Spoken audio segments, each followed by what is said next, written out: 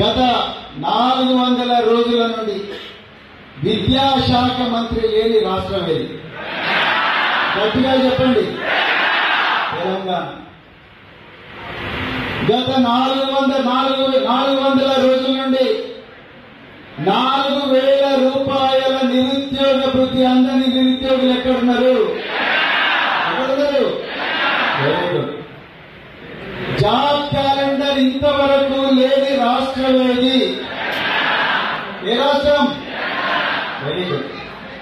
తెలంగాణలో 10వ తరగతి పాస్ అయితే ఈనాటి ముఖ్యమంత్రి రేవంత్ రెడ్డి గారు 10వ తరగతి విద్యార్థులకు ప్రామిస్ చేసింది ఎంత?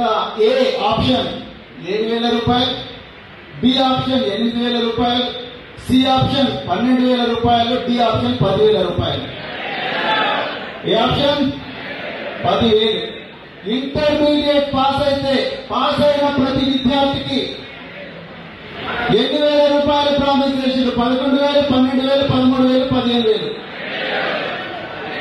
15,000. పిహెచ్డి పాస్ అయినా లేకపోతే ఎంఫిల్ పాస్ అయినా విద్యార్థులకు ఇస్తానన్న పారితోషికం 75,000 రూపాయలు, 85,000 రూపాయలు, 1,00,000 రూపాయలు. ₹1,00,000. గ్రాడ్యుయేషన్ పాస్ అయితే ఎన్ని వేల రూపాయలు ఇస్తున్నారు? 30,000, 40,000, 50,000, 60,000.